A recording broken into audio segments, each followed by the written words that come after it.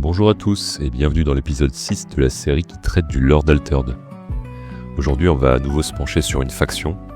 Après Izmir dans l'épisode 4 et Ordis dans le 5e, c'est au tour de Braavos. Si on pouvait trouver des similitudes de sagesse, de rigueur ou de soif de connaissance chez les Izmir et au sein de l'Ordis, on va découvrir que les Braavos sont bien plus singuliers. En l'an 37 Anno Concordiae, on avait pu évoquer que c'est Eshkari, le fidèle acolyte de Rune, qui était à l'origine de la création de cette nouvelle faction. De la même manière que l'Ordis est centré sur l'ordre, on va découvrir que Braavos est beaucoup porté par la bravoure. Braavos considère le tumulte et le nouveau monde comme un danger permanent. Pour y faire face et subsister, il faut selon eux dépasser ses limites et faire preuve de résilience. C'est le cœur de leur philosophie.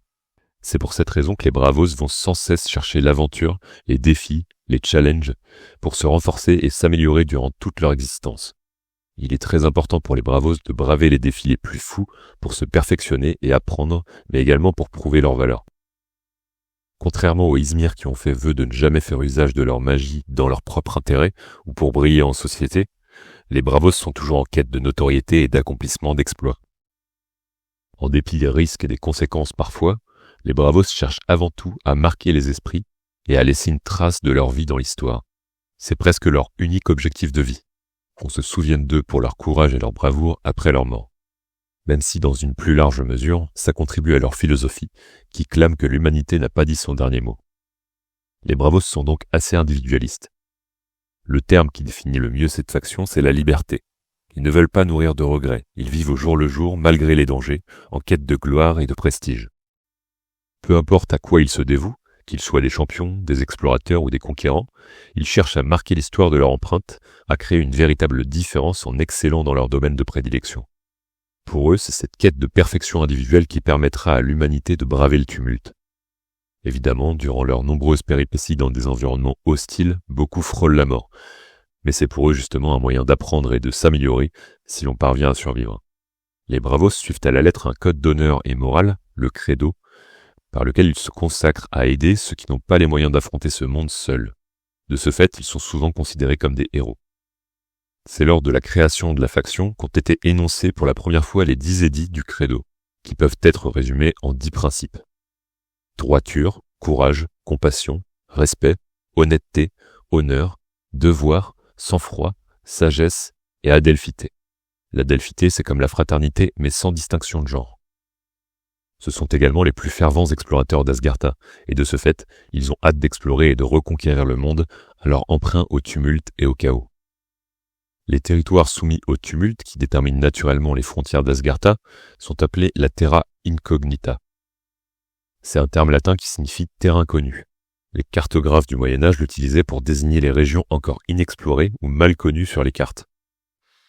Selon les légendes, ces contrées regorgent de secrets et de merveilles qu'il tarde aux Braavos de découvrir.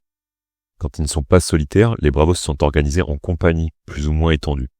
Ils ont la possibilité de se dédier à de nombreux domaines de prédilection, comme la protection des personnes, l'extinction des incendies, les réalisations artistiques, mais beaucoup préfèrent une vie d'aventure et migrent vers l'horizon en quête d'épreuves, de prestige ou de liberté.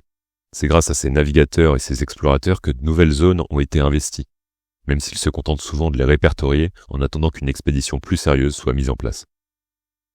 Les Braavos ne s'encombrent que peu du cérémonial. Pour eux, seuls le courage, la résilience et le mérite comptent. Il suffit qu'un futur membre manifeste suffisamment de volonté et d'acharnement pour être accepté au sein de la faction. Un Braavos vétéran prend alors un aspirant sous son aile pour le former d'une part et le jauger de l'autre. S'il fait ses preuves, cet écuyer pourra alors être soumis par son patron à la cérémonie de l'Imalat, une intronisation qui consiste à appeler un Eidolon et à lui demander sa bénédiction. Si un Eidolon répond à l'appel et accepte de prendre l'écuyer sous sa tutelle, alors il est jugé suffisamment méritant.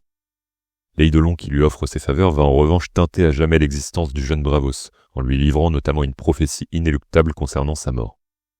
Mais pour aller un peu plus en profondeur dans la description de cette faction, il est important de détailler le prochain événement de notre histoire, puisqu'en 41 AC, Rune, le premier haut roi d'Asgartha, disparaît sans laisser de traces, en même temps que plusieurs de ses chevaliers runiques. Malgré l'enquête menée par Tamrat, l'un des chevaliers runiques, aucun indice concluant ne ressort, à part la rumeur d'un départ en mer vers l'Occident. Officiellement, on annonce que Rune, qui commence à se faire vieux, est parti défier le tumulte une dernière fois pour ne jamais revenir. Des mois de deuil s'installent et en 42 AC, Kuwait, une administratrice Ordis formée par KLH, devient la première Kuningatar d'Asgartha. Mais l'œuf du phénix lié à Rune refuse d'éclore à nouveau et reste silencieux, alimentant la prophétie selon laquelle l'oiseau de feu renaîtra seulement lorsque le véritable héritier de Rune sera retrouvé. La disparition de Rune est un événement majeur dans l'histoire d'Asgartha. Elle est pleine de mystères, de théories et de légendes.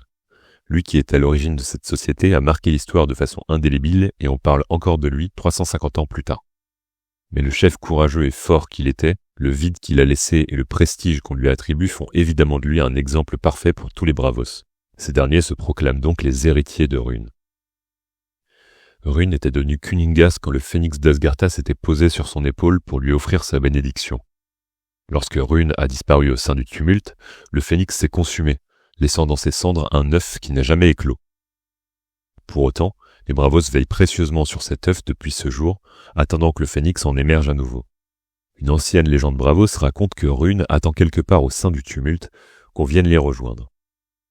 Elle relate que lorsqu'il sera retrouvé, le temps sera venu pour lui de désigner son successeur légitime, et pour le phénix de renaître enfin. C'est aussi pour cette raison que de nombreux bravos rêvent d'écumer l'inconnu, dans l'espoir de trouver la trace de leur monarque perdu. Il est dit que cet élu portera alors Asgartha vers le firmament, inaugurant une nouvelle ère pour son peuple. De nombreux bravos espèrent devenir ce champion, même si d'autres pensent que ce ne sont que des rumeurs sans réel fondement.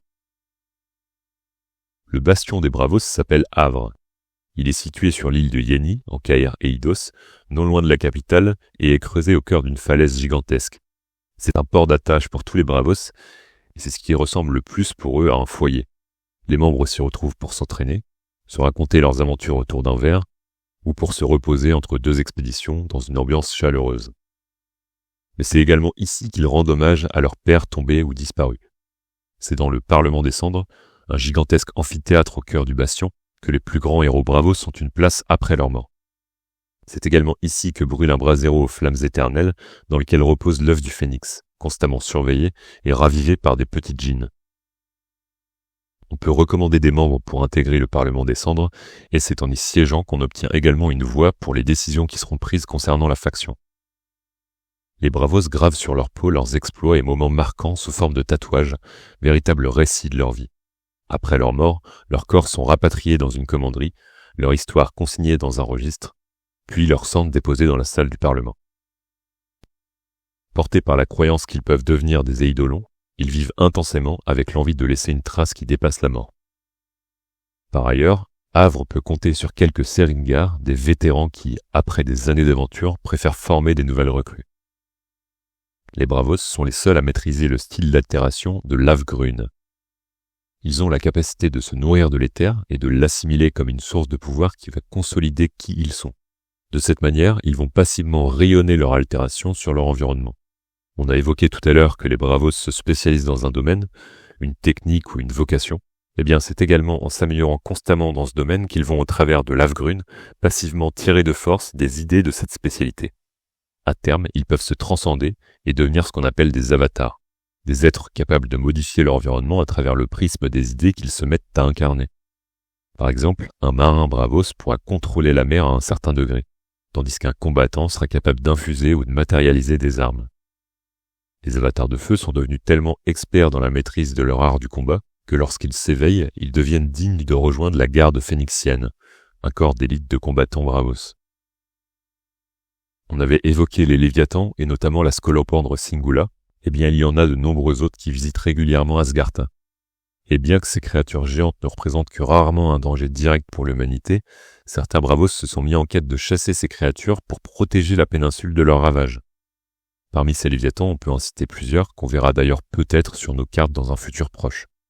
Il y a Kaibara, le Léviathan baleine, Kadrakal, le Léviathan iguane, Anoba, le Léviathan murène, Katchena, le Léviathan tortue, Garuda, le Léviathan busard, Singula, le Léviathan scolopendre, Terat, le Léviathan vautour, le Kraken, le Léviathan calamar, mais aussi plus récemment Alua ou encore Koi. En 59 AC, un événement déjà initié par la diaspora qui a eu lieu près de 40 ans plus tôt, va venir apporter son lot de changements à la société. Ceux qui flânent de temps à autre au Havre pour partager de bons moments et mettre à l'écrit ou en musique les hauts faits des Bravos deviennent maintenant membres d'une faction à part entière, l'IRA. Et on parlera de ces artistes et de ces vagabonds dans un prochain épisode. Encore une fois, merci pour l'enthousiasme que vous montrez. Sans ça, j'aurais probablement déjà arrêté cette série. N'hésitez pas à laisser un commentaire si vous avez quelque chose à ajouter, et sinon on se dit à la prochaine pour un nouvel épisode.